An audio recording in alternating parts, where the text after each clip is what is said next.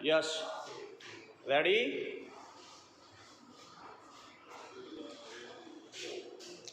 Start. Euthanasia के मुद्दे को लेकर उठे विवाद के पक्ष और विपक्ष दोनों में से किसी को भी नज़रअंदाज नहीं किया जा सकता। विराम। इसे कानूनी रूप देते समय दो बातों का ध्यान रखना बहुत ही आवश्यक प्रतीत होता है।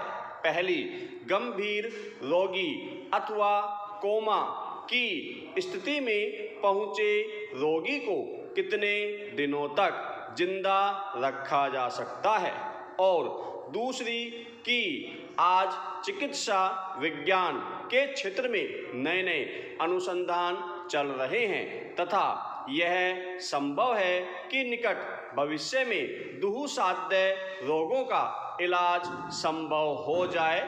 विराम। आज चिकित्सा विज्ञानियों के पास कम से कम ऐसे साधन तो उपलब्ध हैं ही जिसके द्वारा रोगियों की जिंदगी बढ़ाई जा सके। विराम।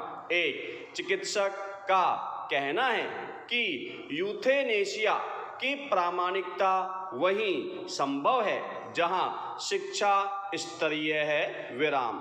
जब हम यूथेनेशिया के मामलों का अध्ययन करते हैं तो ज्ञात होता है कि कई बार परिवार वाले आर्थिक कठिनाइयों के कारण रोगी का इलाज करा पाने में असमर्थ होते हैं और वे रोगी को घर ले जाते हैं जहां उसकी मृत्यु हो जाती है। विराम। यह भी एक प्रकार का यूथेनेशिया ही है।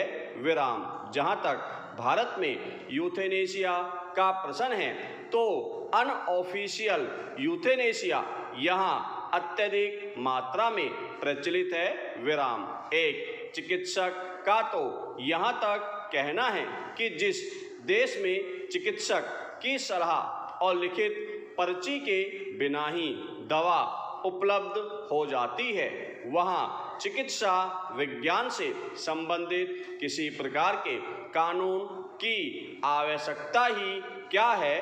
विराम। इस प्रकार के कानूनों की आवश्यकता तो उन पाश्चात्य देशों में है जहां चिकित्सकों की सलाह के बिना रोगी अपनी दवा बदल भी नहीं सकता।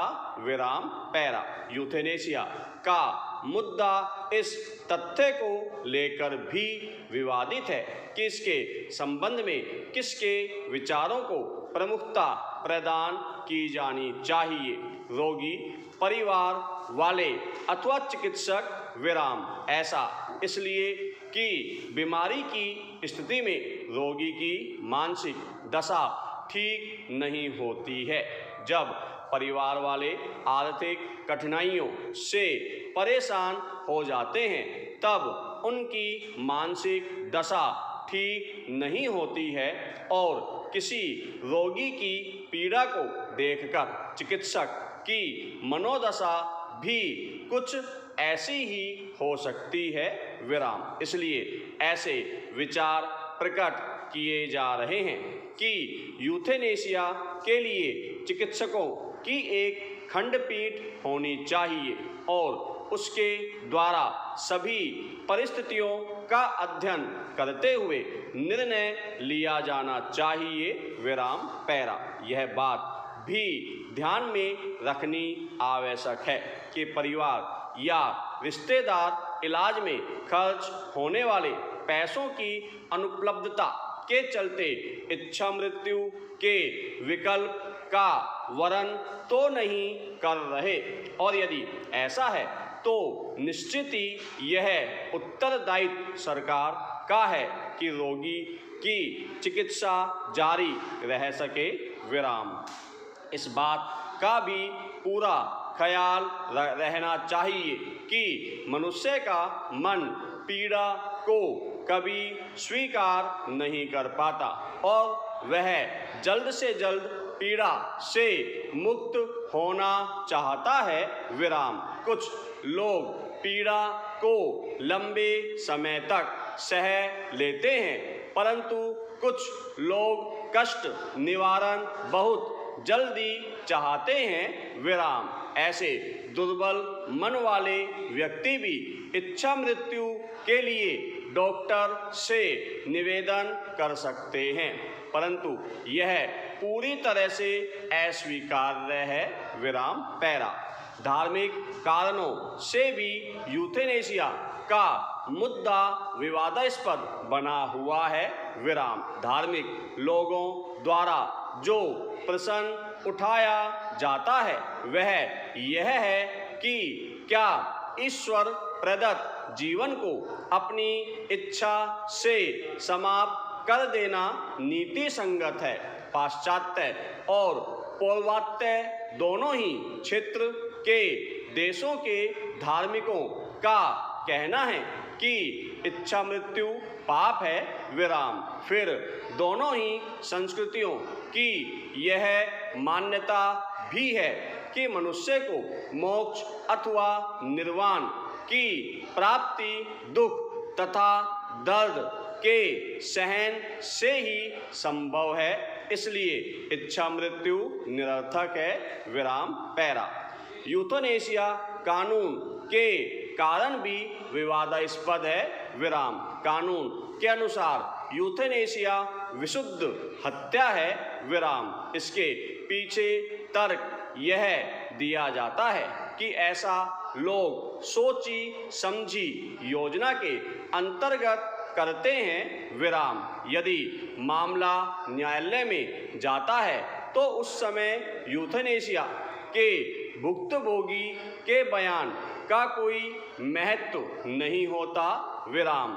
फिर कानून की नज़रों में इस बात का कोई महत्व नहीं है कि किसी व्यक्ति के मरने में सहायता उसके हित के लिए की गई अथवा अहित के लिए, विराम। दोनों प्रकार की प्रक्रिया हत्या के अंतर्गत आती है, विराम। मनुष्य की जिंदगी चाहे वह आधे घंटे के लिए ही क्यों न बची हो, उसे मृत्यु की दवा दे देना अथवा अन्य किसी प्रक्रिया से मृत्यु में सहायता करना हत्या के दायरे में आता है, विराम। पैरा।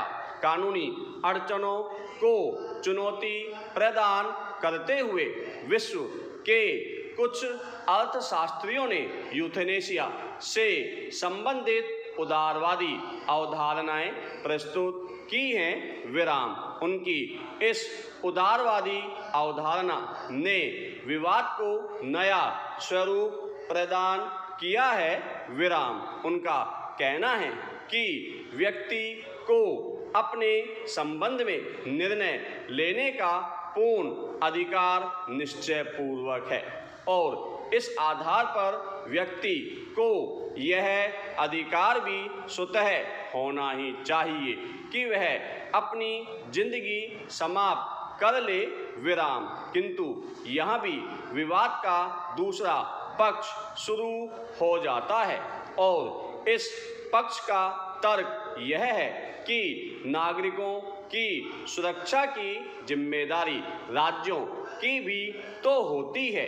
मनुष्य के जीवन में किसी अन्य मनुष्य या मनुष्यों का आकर्षण भी तो होता है, विराम। इन अर्थशास्त्रियों का कहना है कि राज्य का व्यक्ति पर उस प्रकार का अधिकार नहीं है जिस प्रकार संपत्ति पर होता है, विराम। इसके पीछे उनका तर्क यह है कि नागरिकों पर राज्य का अधिकार कर लेने तक ही है, उनकी व्यक्तिगत जिंदगी में राज्य का अधिकार क्या है। उनका विचार यह है कि आत्महत्या अथवा इच्छा मृत्यु चाहे उसमें कोई भी सहायता ली गई हो अथवा नहीं, वही स्वीकार्य मानी जाएगी। जहाँ तक वह किसी दूसरे पर हानिकारक प्रभाव न डाले। विराम पैरा। इच्छा मृत्यु या यूथेनेशिया में चिकित्सकों की सहायता ली जानी चाहिए अथवा नहीं, इस विवाद को संपूर्ण विश्व में स्थापित किया है डॉक्टर ऑफ डेथ के नाम से विख्यात अमेरिकी चिकित्सक जैक लेवरकियान तथा ऑस्ट्रेलियाई चिकित्सक फिलिप्स नित्सके सैद्रस चिकित्सकों ने। विराम। इन दोनों चिकित्सकों ने ही असह्य दर्द से पीड़ित और मृत्यु का इंतजार कर रहे रोगियों को शीघ्र मृत्यु प्राप्त करने में सहायता की है और इस कारण यूथेनेशिया विवाद के घेरे में आ खड़ा हुआ है।